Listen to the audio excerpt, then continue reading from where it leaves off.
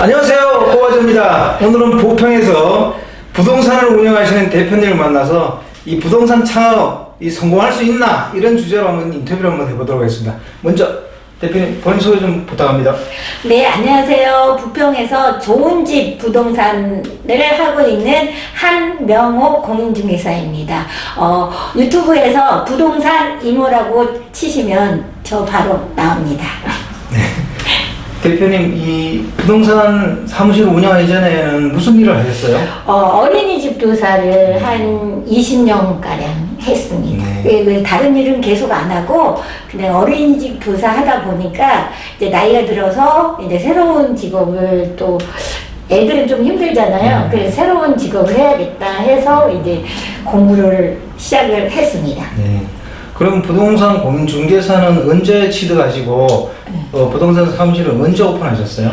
3년 정도 됐고요. 한 31회예요. 올해가 33회인데 저는 31회 때 땄고요. 그래서 따자마자 1년 정도 소공 생활을 좀 했습니다. 배우는 기간을 가졌고 지금 차린 지는 10개월 정도 됐습니다. 1년 돼갑니다.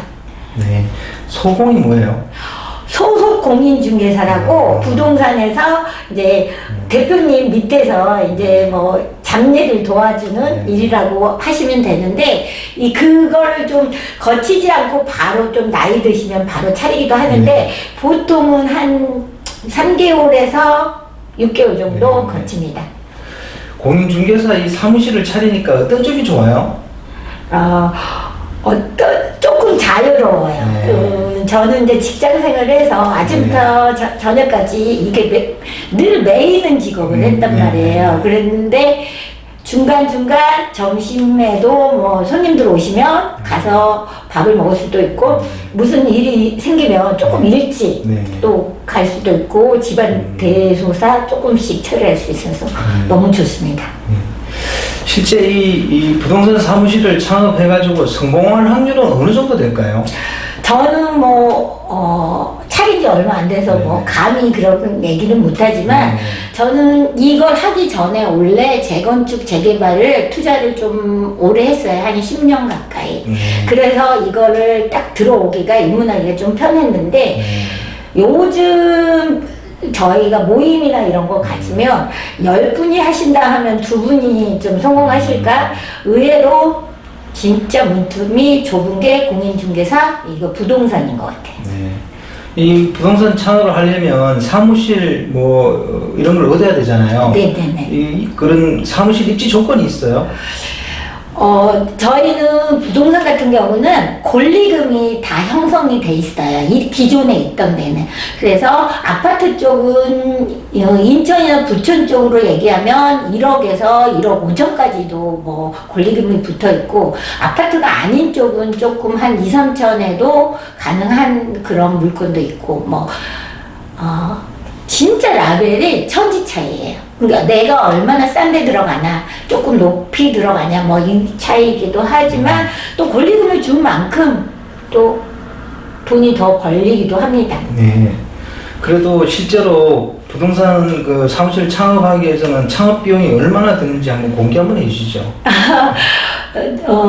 저 위주로 하면 저는 원래 어떤 곳에서 이제 창업을 했어요. 그래서 원래 다른 직종인 거를 하다 보니까 기본 권리금 줬고 그 다음에 인테리어 비용하고 해서 한 4천에서 5천 정도 들었습니다. 그러면 이게 많이 든 편은 아니에요. 아파트 들어가면 한 보통 1억 5천 정도. 그런데 바로 이제 영업은 가능한 거죠. 근데 이쪽은 조금 저희는 그 영업까지 만드는 시기가 2, 3개월 정도 걸렸어요. 아마 구독자분들이 가장 궁금한 얘기일 것 같은데요. 공인중개사 따서 창업하면 한 달에 얼마나 벌 수 있을까? 이거 가장 궁금해할 것 같아요. 한번 솔직하게 한번 얘기 한번 해주시죠. 공인중개사 창업하면 원래 이 기존에 있던 권리금을 많이 주고 간 데 외에는 절대 돈을 처음에 벌기가 쉽지 않습니다. 6개월 정도의 여유 자금 가지고 시작을 하셔야 되고요. 지금 같은 시절에는 6개월이 아닐 것 같은데 한 1년 정도의 여유 자금을 갖고 편하게 시작하셔야 되는데, 편하게 시작하기에는 또 만약에 이걸로 꼭 밥벌이를 해야 돼 이러면은 조금 쉽지 않은 일이 부동산 창업이라고 생각합니다. 네. 그러면 한 달에 얼마 정도 벌어요? 그때 달라요. 워낙 편차가 심하고요. 어떤 달은 한 건의 물건도 못 할 때가 있고, 어떤 달은 제가 뭐 잘 되는 달은 막 10건 넘어갈 때도 있고, 그리고 돈도 편차가 엄청 심해요. 네. 그러면 일정한 수입은 없고 그때 계약건에 따라서 수입이 좀 들쭉날쭉하다 이런 얘기시죠? 네, 거의 그래요. 처음에 이쪽으로 오시는 분들이 거의 직장 생활을 하다 오셔서 아, 이것도 어느 정도만 하면 손님이 들어와서 내 기본 월급을 맞추겠다 이렇게 생각하시는데, 그런 거 아니고 내가 하는 만큼 먹는 거고, 그 손님을 얼마나 이렇게 잘 조절을 해서 도장을 찍게 하냐, 계약서에 따라서 달라지기 때문에 이거는 내가 얼마 번다 이렇게 말하기가, 빵은 벌 때도 있고 1,000만 원 버는 달도 있고 이렇게 편차가 아주 심해요. 그럼 대표님 보시기에 뭐 연봉으로 따지면 한 5천 버는 분들은 부동산 업계에서 몇 프로 정도 된다고 생각하세요? 제 생각으로 얘기하면 한 그래도 5천 정도면 그래도 기본은 하는 거잖아요. 그래도 한 50%는 그래서 현존하고 있겠죠. 네, 50% 정도는 나오지 않을까, 그냥 제 추측입니다. 요즘 경기가 어려워서 부동산 계약이 좀 뜸한 편인가요? 경기가 어려워서보다는 물건이 없어요. 매매 물건은 나오기도 하지만 지금은 금리 자체가 높기 때문에 이게 한 가지로 뭐가 된다 안 된다 뭐 이게 아니라 여러 가지가 솔직히 이거는 돈이 많은 거잖아요. 물건 자체가. 그러다 보니까 여러 가지 변수가 있는데 지금 그 변수가 다 작용하고 있는 시기가 지금이에요. 지금이 제일 힘든 시기라고 다른 대표님들이 말씀하시더라고요. 지금 대표님께서는 부동산 사무실을 운영한 지 몇 년이 되셨죠? 아니요, 1년 정도 1년 됐어요. 정도요? 네. 그 1년 해보시니까 계약을 하는 계절이 많은 그런 계절은 어떤 계절이에요? 아무래도 제가 보니까 2, 3, 4월 달에 좀 많이 했고요. 이제 5월, 6월은 조금 쉬었고, 6, 7, 8월은 거의 계약이 없다고 보시면 된다고 하더라고요. 더 계약이 없대. 여름에는 놀러도 다니고, 집 보러 다니고 이런 게 없고, 근데 가을 되면 또 한번 준비를 하고, 2, 3월 달이나 4월 달은 학기 때문에 이동을 하잖아요. 그래서 그때 조금 있었던 것 같아요. 대표님이 보시기에 지금 현재 회사원이나 공직에 계신 분들이 퇴직 후에 부동산 사무실을 창업하려고 고민 중에서 공부를 많이 해요. 그분들에게 대표님께서 조언 한마디 해주시죠. 도시락 싸갖고 말리고 싶어요.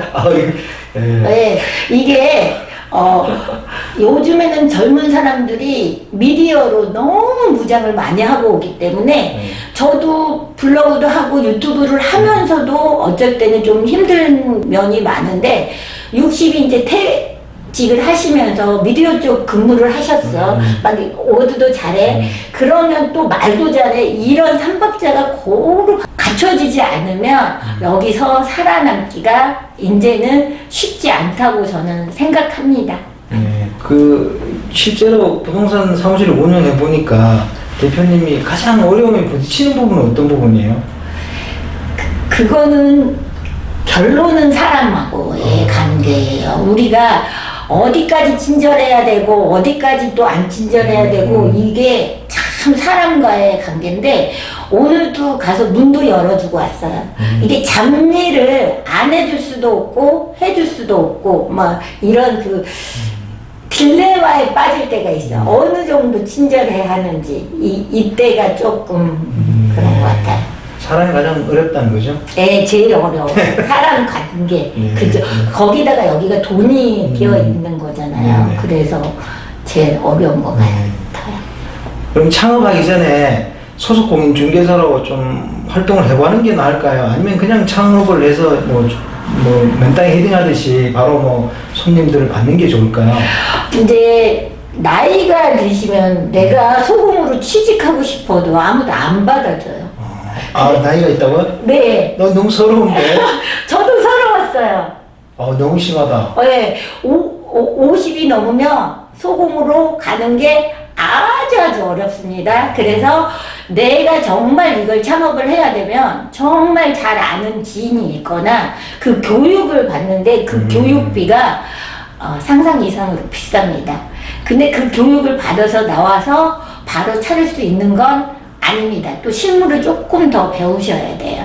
그래서 이게 나이 들어서 공인중개사 한다는 거 말씀하기 너무 좀 서럽습니다. 네. 네. 그만큼 노력을 많이 해야 되는 것 같아요. 네. 그 공인중개사를 이게 하게 되면 아무래도 영업이 좀 따라야 되잖아요, 그죠? 네. 그러면 그 대표님께서는 손님을 어떤 식으로 좀 관리하고 계세요? 저는 뭐 따로 관리하는 거는 없고요. 저는 지나가거나 한 번 오시면 커피 마시러 오시라고 하기도 하고 2달에 한 번씩 그 제 핸드폰에 있는 주인분들이나 저한테 거래를 하신 분한테 안부 문자 정도 늘 보내고 있습니다. 이 소속 공인중개사 말고 이 부동산을 창업하면 이 협회 같은 데 가입을 해야 되잖아요. 네. 그럼 협회를 가입하는 게 유리해요? 가입하지 않는 게 유리해요? 협회는 개인으로 가입하는 게 거의 아니고요. 우리가 이제 공인중개사 사무실을 열면 이제 뭐라 그럴까 이제 이게 좀 그러네. 저는 가입을 안 했어요. 네. 이 보증보험 때문에 가입을 하거든요. 그러니까 보증보험이 서울보증이 있고 협회보증이 있어요. 근데 가격 차이가 좀 있어요. 저 같은 경우는 그래서 서울보증을 해서 꼭 협회에 가입을 해야 된다. 이건 아니에요. 보증보험이라는 게 그거죠. 뭐, 말해서 물건 사고가 났을 때 예. 보험회사에서 보증을 해주는 네. 그런 보험이죠. 예. 그 대표님께서 여기 운영하시는 사무실에는 뭐 소속 공인중개사가 있어요? 없습니다. 초기에 잠깐 하시는 분이 있었는데 다 차려서 나갔습니다. 네. 그럼 지금 대표님 혼자 지금 네. 운영하시는 거예요? 네. 그 부동산 사무실 같은 거 이렇게 얻을 때 이 부동산 사무실이 들어가야 될 그 사무실 입지 조건 같은 거는 뭐 어떤 게 있다고 생각하세요? 대로변으로 나가면 좋아요. 여기는 무조건 사람이 많이 다녀야 좋은데 중요한 건 나가면 나갈수록 돈이 월세가 많아진다는 거. 그래서 저는 좀 이면도로로 초기에 들어왔던 거는 제가 1년을 버틸 수 있는 월세를 갖고 시작하자 해서 약간 이면으로 들어왔습니다. 네네. 좋은 점, 나쁜 점이 있지만 우선은 나갈수록 좋아요. 그래서 많이 다녀야 돈이 되니까. 그 대신에 그 뭐 보증금이라든지 권리금이 세잖아요. 예. 근데 저는 개인적으로 만약에 지금 보시는 분한테 팁을 드리자면 처음부터 너무 좋은 자리 잡으시지 마시라고 권해드리고 싶은 게 그게 버거워요. 버거워. 저는 이 자리가 참 좋은 게 한 손님 가고 나서 다 치고 나면 다음 손님 오시고 이렇게 내가 차곡차곡 커리어를 쌓는데 좀 이면으로 들어와도 괜찮다. 이 커리어가 어느 정도 완성이 되고 나면 나가도 된다라고 생각합니다. 아파트 중개나 또는 뭐 상가 중개 이 중에서 중개 수수료가 높은 게 어떤 거예요? 아파트는 이제 매매나 뭐 여기에 따라서 뭐 0.4%, 5%, 막 6% 차이가 있잖아요. 근데 저희 이쪽 같은 경우 상가는 0.9%예요. 그런데 제가 있는 곳은 상가도 있고 상가 주택도 있고 또 아파트도 다 있잖아요. 그래서 골고루 해보기는 하는데 실은 상가가 조금 더 돈이 됩니다. 그런데 상가는 조금 더 공부를 하셔야 됩니다. 아, 그래요? 보통 알기로는 아파트 매매가 돈이 되는 걸로 아는데 실제로 상가가 좀 돈이 되네요. 네, 어째서 되냐면 아파트 같은 경우 요즘 매매도 없지만 이 매매가 양타하기가 힘들어요. 요즘 같은 세상에. 그래서 같이 공동을 하잖아요. 그럼 반 자르는 거잖아요. 그러다 보니까 그런데 상가는 혼자서도 이 주인은 저는 제 입장에서는 상가가 좀 더 편하고 나았던 것 같아요. 네. 대표님께서는 블로그도 하시고 유튜브도 하시는데 사실 이 블로그 운영하는 것도 쉽지는 않을 것 같은데 왜 그렇게 블로그하고 유튜브 같이 운영하세요? 원래는 블로그만 했었거든요. 근데 블로그만 하다 보니까 내 자신을 알릴 게 없더라고요. 그래서 유튜브도 하기 시작했는데 실은 유튜브는 제가 부동산 창업적으로 많이 하기 때문에 유튜브로 손님이 오시지는 않고 상담 손님이 많고 실은 블로그로 오거든요. 블로그는 내가 키워드를 어떻게 잡냐에 따라서 우리가 이렇게 키워드 검색하잖아요.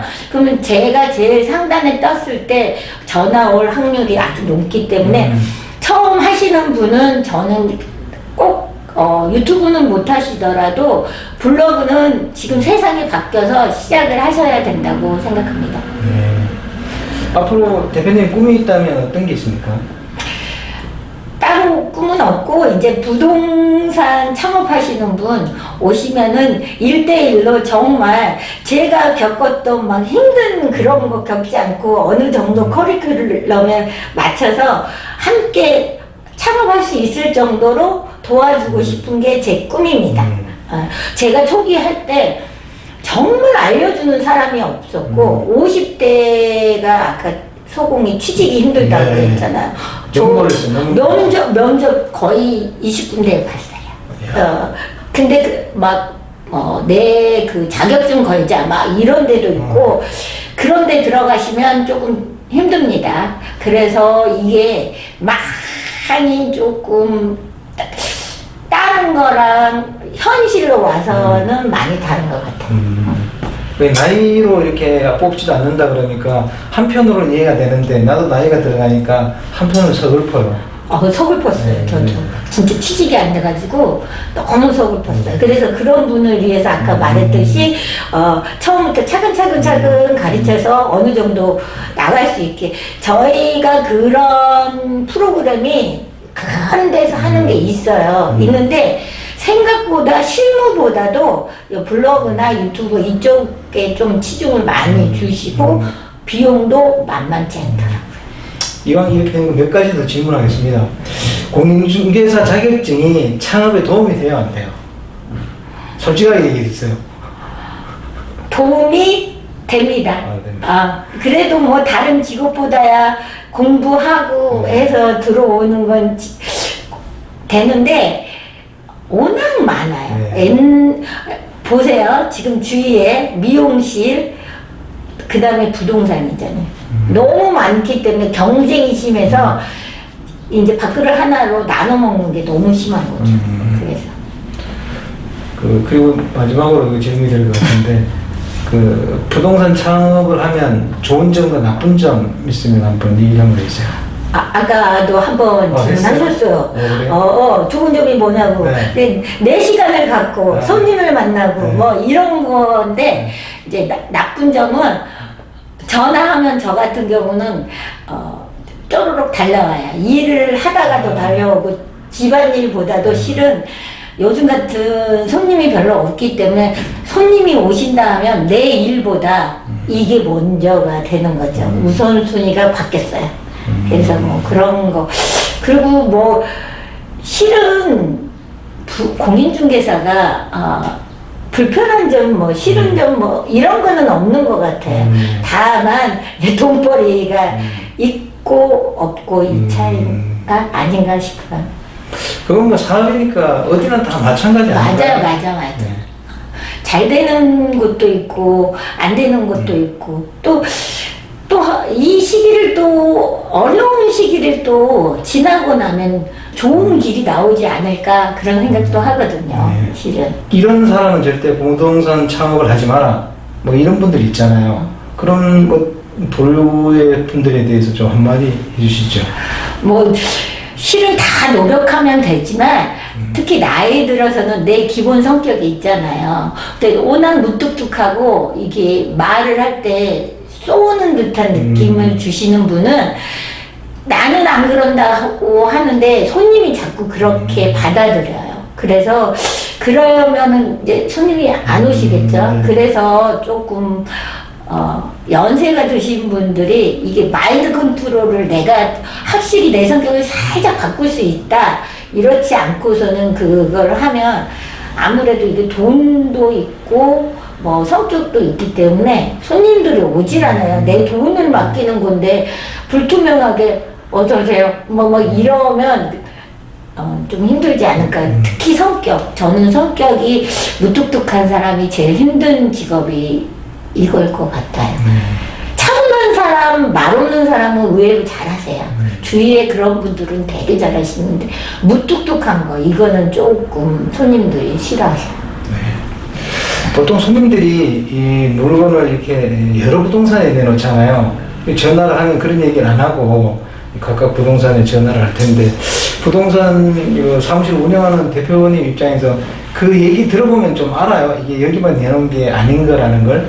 저는 반대로 다 내놓으라 그래요. 아, 그래요? 네, 시절이잖아요. 저만 내놔가지고 만약에 안 팔려면 저만 그 욕을 다 먹어야 되잖아요. 그래서 저는 반대로 정말 급하다 그러면 저뿐만 아니라 주위에 몇 군데 내놓으세요. 반대예요, 좀.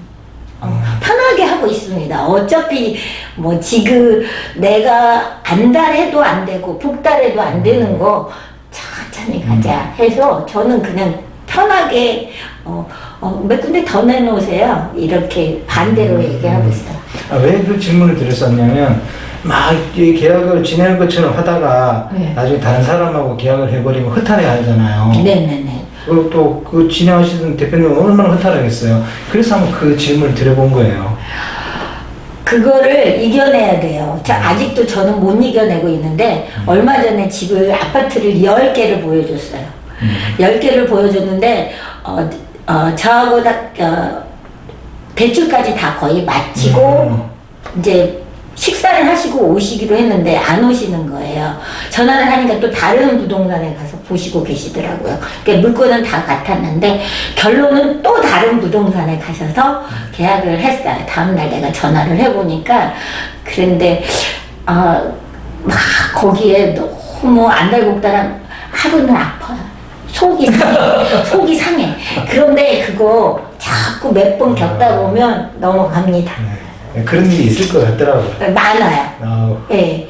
엄마가 이제 똑같은 물건을 엄마가 보러 가기로 했는데 저는 딸하고 있어. 그럼 둘이 딱 가면 엄마가 먼저 왔잖아요. 그 엄마 부동산하고 계약한 저 그 경우도 내 눈앞에서 한 적이 있고 많아요. 이게 허탈할 때가 생각보다 많아요. 이 부동산 운영하시는 분들끼리도 경쟁이 좀 심한 편이에요. 많이 심해요.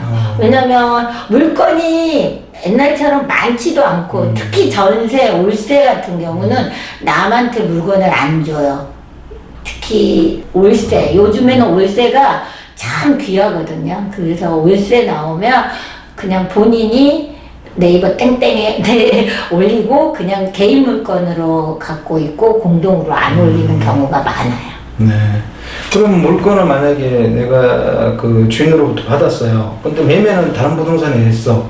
그래도 좀 일정 부분 수수료를 받지 않나요? 그게 이제 공동인 거죠. 그런데 그 물건을 저만 내놓은 게 네. 아까 말했잖아요. 몇 군데 내놨기 때문에 그 부동산이 받기도 하고 했는지 아니면 나만 갖고 있어야지 그렇게 가능한데 나만 갖고 있기가 지금 현실적으로 맞지가 않아요. 그래서 꼭 내가 된다는 건 없어요.